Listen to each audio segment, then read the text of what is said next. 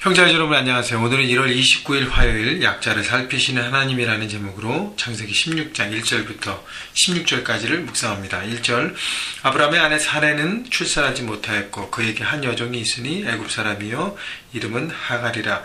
사레가 아브라함에게 이르되 여호와께서 내 출산을 허락하지 아니하셨으니 원하건대 내 여종에게 들어가라. 내가 혹 그로 말미암아 자녀를 얻을까 하노라 하매 아브라함이 사레의 말을 들으니라. 자, 하나님께서 갈대아 우르에 있는 아브라함의 가족을 부르셔서 이제 약속의 땅, 말씀하신 땅 가나안으로 보내셨습니다. 자, 그때가 이제 75세, 아브라함이 75세, 사라가 65세인데 그 당시의 삶의 기준에 보면 그때 성경에서 그 아브라함의 그 바로 위 조상들을 보면 대개 30세 내외의 자손을 처음 낳았습니다.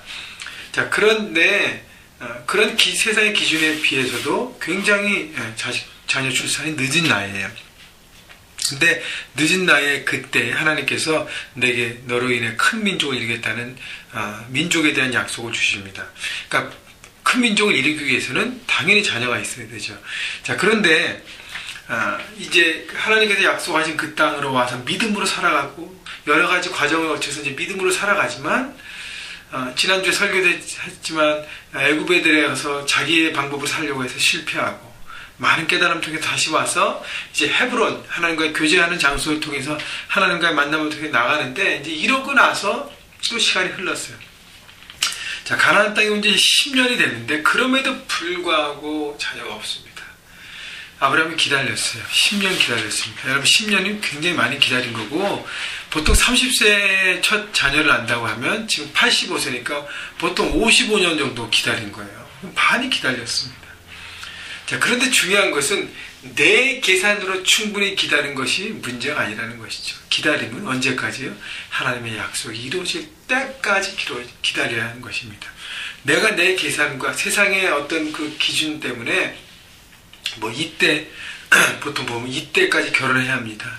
이때까지 자녀를 낳아야 합니다. 이때까지 뭐 집을 어떻게 해야 합니다. 비즈니스 이렇게 해야 합니다. 뭐 어떻게 해야 합니다. 그건 사람의 기준이라는 것이죠. 하나님의 기준, 하나님께서 분명히 언약을 주셨다면 하나님께서 그 언약을 반드시 이루어 주십니다. 그 이루어지는 그때까지 기다려야 하는 것이. 근데 아브라함과 사라는 10년 기다리고 충분히 기다렸어. 그러면서 2절 보세요. 사레가 아브라함에게 이르되 여호와께서 내 출산을 허락하지 아니하셨으니 하나님께서 아직도 움직이지 않으니까 이제는 우리가 방법을 내보자.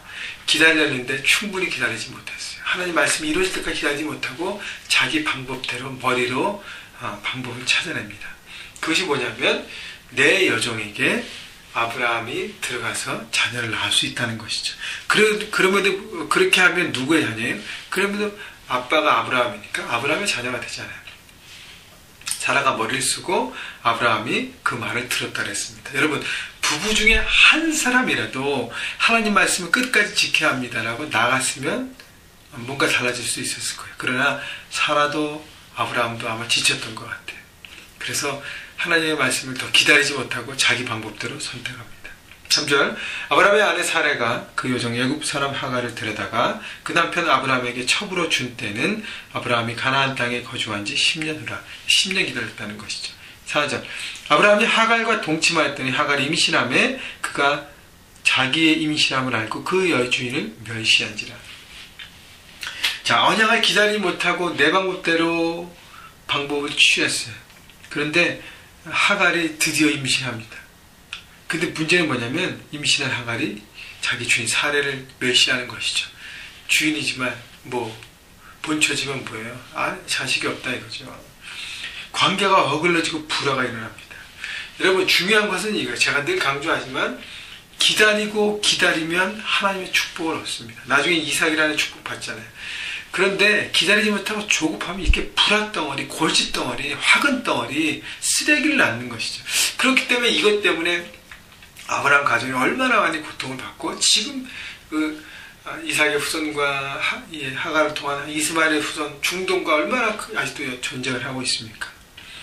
5절 보십시오. 사레가 아브라함에게 이르되 내가 받은 모욕은 당신이 받아야 어떠다. 자, 사레는 자기가 억울함을 당하니까 아브라함에게 그걸 되돌립니다. 결국 뭐냐면 내가 지금 억울한 운명을 쓰고 있는데 이걸 좀 해결해야 된다. 내가 나의 여종을 당신의 품에 두었거늘 그가 자기 임신함을 알고 나를 멸시하니 당신과 나 사이 여호와께 판단하시기를 원하노라. 6절 아브라함이 사라에게 이르되 당신의 여종은 당신의 수중에 있으니 당신의 눈에 좋을 대로 그에게 행하라 하며 사라가 하갈을 학대하였더니 하갈이 사라 앞에서 도망하였더라. 자, 여종이 첩이 돼서 여주인을 학대하고 또 여주인은 그것 때문에 다시 사라를 학대하고 멸시하고 학대하는 집안에 불화덩어리가 생긴 것입니다. 여러분, 그렇기 때문에 우리가 하나님의 때를 기다리지 않고 우리 머릿속에 우리 계산하는 방법으로 하면 뭔가는 얻습니다. 그러나 그것 때문에 더 큰 고통이 있다는 것을 분명히 아시고요. 여러분, 기다리라고 하나님 말씀하시면 끝까지 기다리십시오. 기다려야 승리하게 됩니다. 자, 하갈이 도망가는데요. 7절 여호와의 사자가 광야의 샘물 곁 곧 술길 샘 곁에서 그를 만나 이르되 사라의 여종 하갈아 내가 어디서 왔으며 어디로 가느냐. 그가 이르되 나는 내 여주인 사라를 펴여 도망하나이다. 자, 여호와의 사자가 누굴 만나요? 도망가는 하갈을 만나 주십니다. 그때 하갈을 부를 때 사라의 여종 하갈아 내가 어디서 왔으며 네가 지금 어디에 소속되는지를 돌아보고 결국 글로 돌아가라는 얘기를 하려고 싶은 거예요. 내가 너를 지켰다고 말씀하시죠.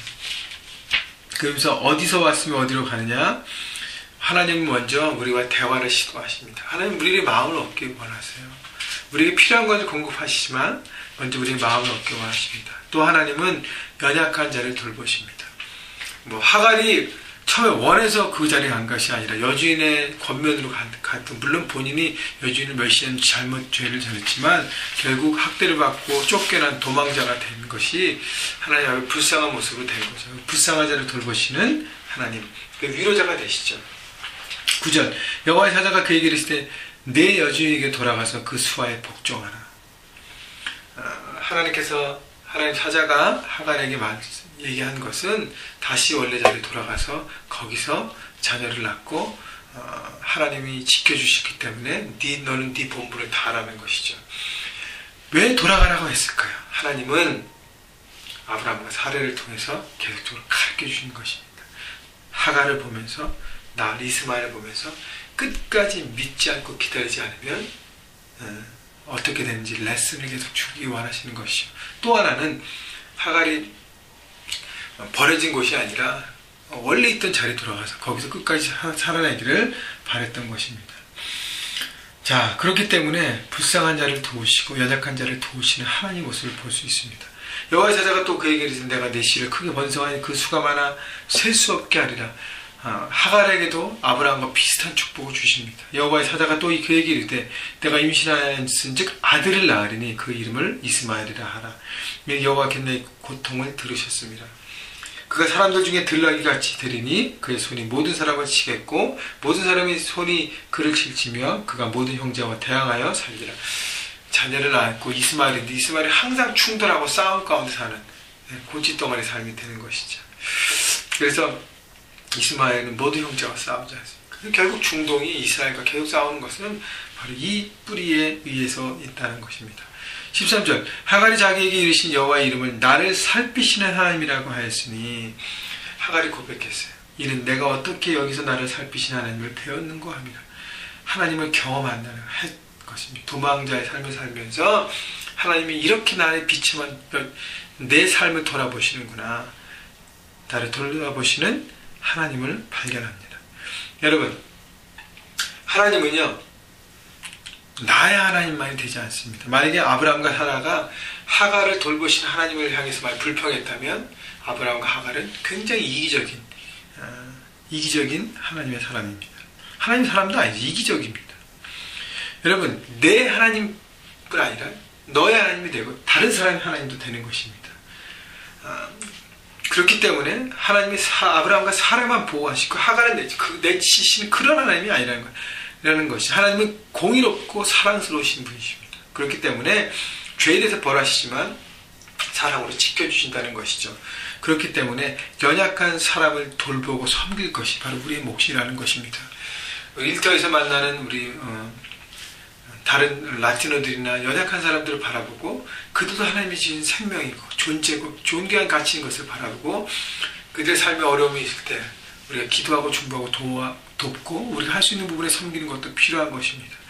동일하게 하나님께서 내게 역사하신 것처럼 모든 사람에게 역사하심을 바라보고 여러분 주변에 혹시 소외되거나 여러 가지 일 때문에 눌려있거나 이렇게 닫혀있는 분이 있는지를 여러분 돌아보시고 하나님께 중보하시고 그에게 다가가셔서 하나님의 위로의 말을 전하고 세우고 함께 세워가서 함께 서가는 여러분 되기를 바랍니다. 오늘 중요한 메시지는요, 연약한 자를 돌보시는 하나님이라는 귀한 메시지 있고, 또 하나는 여러분 잘 알지만 기다리면 승리하고, 기다리지 못하고 내 머리를 써서 문제를 풀려고 하면 화근이 되고 불화가 생기는, 뭔가 얻긴 얻지만 그걸로 인해 고통을 더 받는다는 것을 여러분 분명히 아시고, 하나님의 때를 오늘도 인내함으로 기다리시고 끝까지 기다리셔서 하나님의 축복을 누리시고 그 축복을 나누시는 여러분 모두가 되시기를 주님의 이름으로 축원합니다.